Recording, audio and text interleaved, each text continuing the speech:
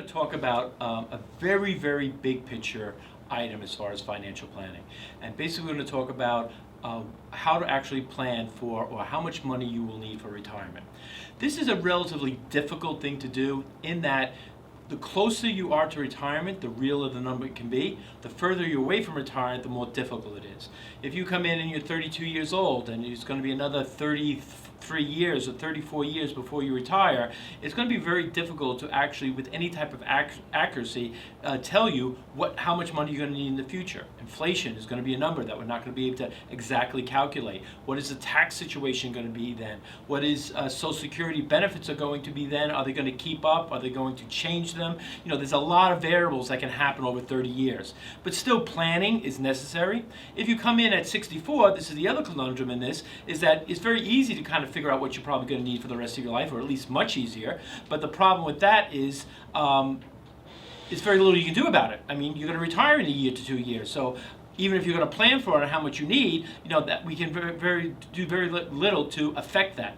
So what we're going to do today is kind of go through generally what we need. This is a topic that's very, very specific for each individual. What are they planning? Are you, when you retire, expect to spend a lot of time home and maybe play with the grandchildren, and that's the lifestyle you're looking for? Are you going to move to another area where maybe expenses are less? Are you going to maybe live with your children? There's a whole bunch of issues that you have to kind of go through to figure out where you are. So this is, more than any other area of financial planning, not a one suit fits all. But not to plan and not to actually calculate where you expect to be, and obviously this can change and plans can change, is a real serious mistake. You have to understand what your expected needs will be in the future. So this is why we kind of want to sit down and kind of look at the situation. So now we're going to get a little bit in general what we look for and what we really want to talk about and how we actually approach this for when you come into the meeting, so you know what you'll be going over and how we'll be working on this to make sure that you'll have enough money when you retire to be happy, wealthy, and wise. So, how do you estimate your retirement income needs? You know how important it is to plan. People don't plan to fail, they just fail to plan. But where do you begin? One of your first steps should be to estimate how much income you'll need to fund your retirement. That's not as easy as it sounds, because retirement planning is not an exact science. Your specific needs depend on your goals and many other factors. We want to start by using your current income as a starting point. It is common to discuss desired annual retirement income as a percentage of your current income. Depending on who you're talking to, that percentage could be anywhere from 60 to 90% or even more. The appeal of this approach lies in its simplicity and the fact that there's a fairly common sense analysis underlining it. Your current income sustains your present lifestyle, so taking that income and reducing it by a specific percentage to reflect the fact that there will be certain expenses you no longer be liable for example, payroll taxes or commuting, will theoretically allow you to sustain your current lifestyle. The problem with this approach is that it doesn't account for your specific situation. If you intend to travel extensively in retirement, for example, you might need 100% or more of your current income to get by.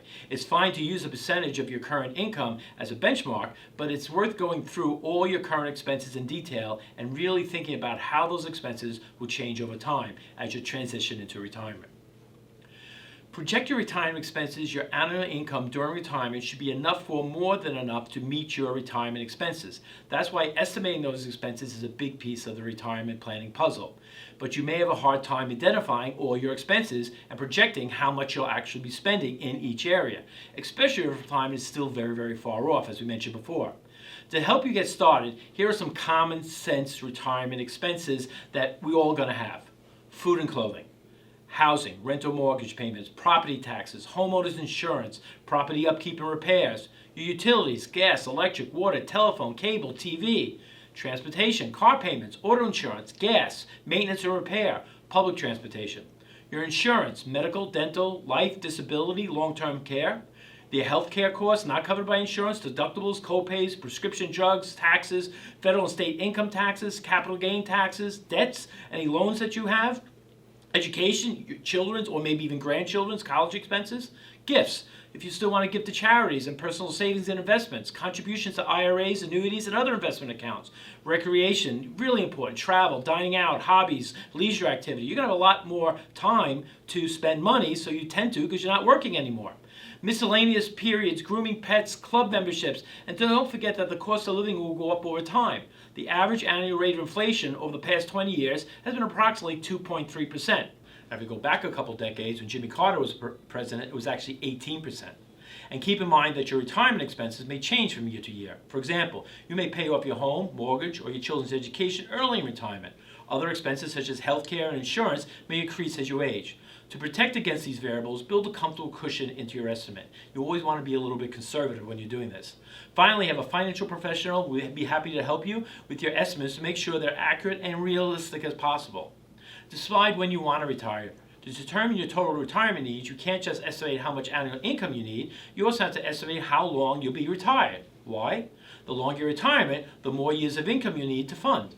The length of your retirement will depend partly on whether you plan to retire. This important decision typically revolves around your personal goals and financial situation. For example, you may see yourself retiring at 50 to get the most out of your retirement. Maybe a booming stock market or a generous early retirement package will make that possible. Although it's great to have the flexibility to choose when you retire, it's important to remember that retiring at 50 will end up costing you a lot more than retiring at 65. We have to estimate your life expectancy. The age at which you retire isn't the only factor that determines how long you'll be retired. The other important factor is your lifespan. We all hope to live to an old age, but a longer life means that you'll even have more years of retirement to fund.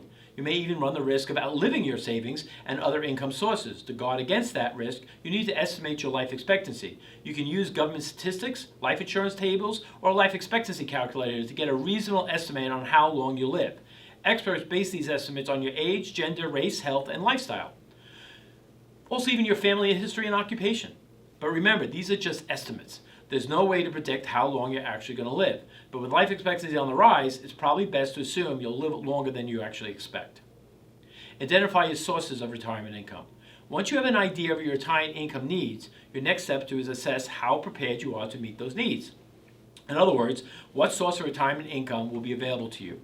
Your employer may offer a traditional pension that will pay you monthly benefits. In addition, you can likely count on Social Security to provide a portion of your retirement income. To get an estimate of your Social Security benefits, visit the Social Security Administration website. You can go to www.ssa.gov. Additional sources of retirement income may include a 401k or a 403b plan, IRAs, annuities, and other investments. The amount of income you receive from these sources will depend on the amount you invest, the rate of investment return, and other factors. Finally, if you plan to work during retirement, your job earnings will be another source of actual income. Make up any income shortfalls. If you're lucky, you expect income sources will be more than enough to fund even a lengthy retirement. But what if it locks you that you come up short? Do not panic. There are probably steps that you can take to bridge the gap. A financial professional, we would be happy to help you. We can figure out the best way to do that, but there are a few suggestions. Try to cut out current expenses so you'll have more money to save for retirement. Shift your assets to investments that have the potential to substantially outpace inflation. But keep in mind that investments that offer higher potential returns may involve some greater risk of loss. Lower your expectations for retirement so you won't need as much money. No beach house on the Riviera, for example. No going to Rio every year and a half. Work part-time during time to earn some extra income. Consider delaying your retirement for a few years or even longer. These are all aspects that we can use to basically plan our retirement. But again, there's so many variables when we do this. You really want to take back and take a look at this. And this applies to the person who is 26 years old and just starting out, to the person who's 65 years old or 66 years old and wants to retire tomorrow. We can do much more planning with the 26 years old, even though it's a lot foggier on what's going to be out in the future, a lot less for the 65-year-old, but can be a lot more accurate. The issue I have is Americans on a whole are woefully unprepared for retirement. Our saving rates have not matched how long we're living. We all know that growing old is difficult, but growing old and being poor is just impossible.